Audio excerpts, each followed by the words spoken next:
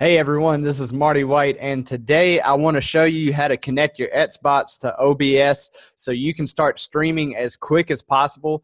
I put this together so you can just get out there and get going. There are like all this sort of fancy stuff, but the most important thing you can do right now as far as taking advantage of your voice and your mission is to just get out there and start streaming and show people what you got. So this is going to make it quick and easy for you to hook up the Xbox to OBS so you can stream on Twitch, YouTube, or whatever platform you want. I'm going to show you a few little efficiency hacks along the way. This training comes as a request from Jim Edwards. So without further ado, I'm going to show you guys how to put all this together in 15 minutes or less, and you can be off and streaming. So just to start off, I'm using OBS Studio. I can drop a link for that, or you can find it if you're looking at the Twitch channel as a broadcaster right here. You're going to go to dashboard, and you come down here to streaming tools. Obviously, you just create a Twitch account. No different than creating any other account. And I'm using OBS, Open Broadcast Software, over here. I hear Streamlabs OBS is great, but that's not the one we're using today. We're using OBS, the original one, right here. So once you downloaded that, we're back over here. First thing we're gonna do is create a new scene. So we come over here. I'm gonna say, awesome example, and go okay. So now we're building this from scratch. So the first thing you're going to want to do is connect your Xbox to OBS. So you're going to hit the plus button, come here to video capture device, and I'm going to create new. And what I use to capture it is an Elgato HD 60 capture card. It's worked great. I highly recommend it. But you can use any capture card and follow this exact same process too. I'm also going to include a link to a tutorial video on how to set it up. It's not too bad. You just need a few HDMI cables and a cable they provide you. But you install that software and you'll be good to go. So I've created that there. I hit OK. Now it's going to bring this up here, and it asks me what device I want to use. I'm going to go with the Elgato Game Capture HD. Hit OK. And any second now, we should be seeing, there we go. That's what my Xbox is doing. I'm downloading the update for Tom Clancy's Rainbow Six Siege. I don't play on Xbox anymore, but that's what's going on. I don't play Siege on Xbox. I'm open to play other stuff. So anyway, I just dragged that. Be sure if that doesn't happen, if you see this red field around it, if that doesn't pop up, make sure you're not locked. Like, you can go to lock preview. That way you can't move and drag anything around. That's what you want to do after you have everything set up the way you want it.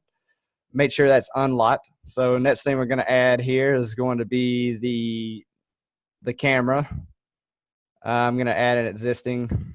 I have it set up as if I was to right click on this, right click and go to properties, I'm on the integrated webcam, and the resolution I'm using is 640 by 480.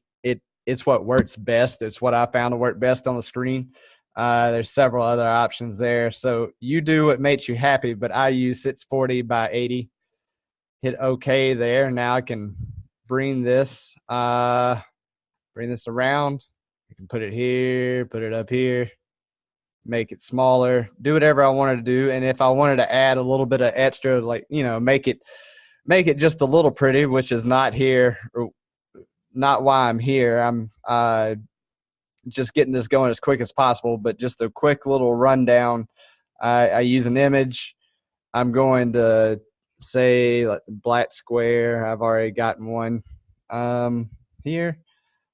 Start browsing around, looking at my pictures. This is where I have it saved to. So black square, open.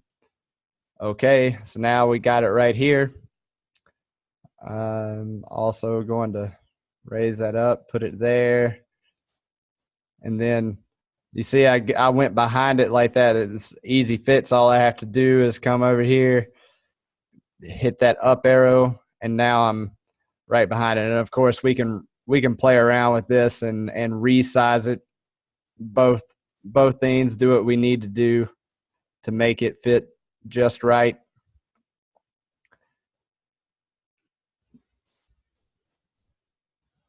There we go. So now kind of set up a little fancier looking, but nothing too big. Of course, you can have an overlay, same process, just drop it in right there. And if you want to add in any extra branding or anything, I just look for some open space whenever I'm setting this stuff up and sizing it and making it look sharp. Just going to use this one this time, add existing. Got my Werewolf Funnel Strats logo here. And so, you can do it however you want to. Sometimes, here, if you're real low key or on top. But essentially, that's it. That's how you play around with it. You make it how you want it to look. And now let's just talk about a few of the settings where we can actually implement the stream now that we're past the cosmetic type of stuff. So in here, you go to settings. Looking up here, you select the language, the theme.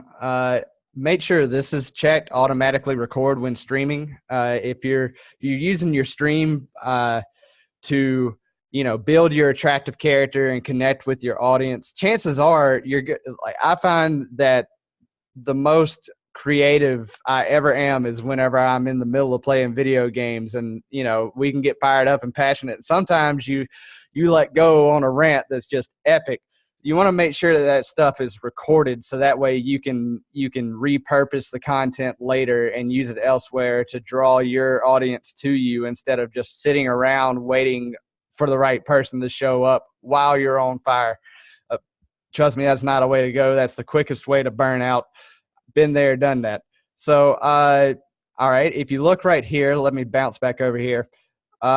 We are right here. You go to the dashboard. And I'm going to go down here to the channel tab under settings. This is where I find my stream key. You don't want to reveal that to anybody. You can just copy that. Go back into OBS. And as you can see right now, I'm using this service called restream.io. It's a free tool that I use. You can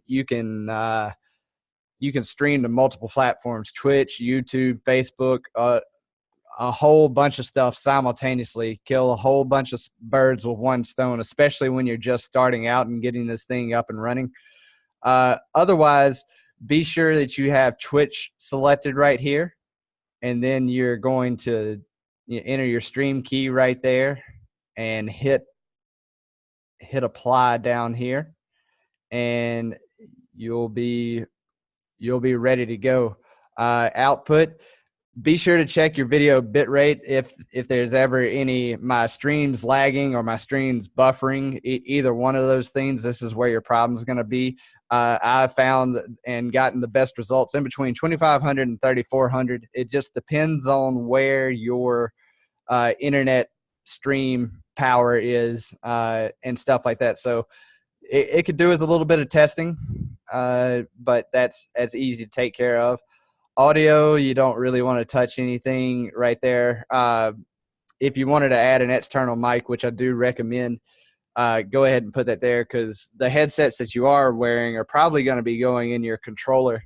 So you're going to want to have another mic to be able to talk. But if you don't have one, if you just have the mic that comes built into the computer, that's just start.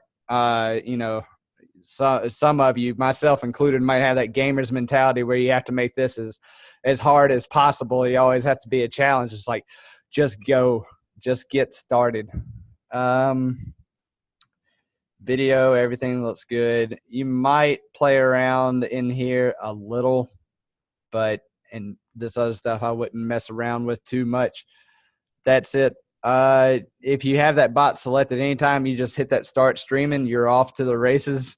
and you are streaming. So that's a good part one. Good actionable stuff that you can get cleared up right away and get going. I'm going to have those links that I talked about in the description. And thank you guys for showing up. See you guys next time.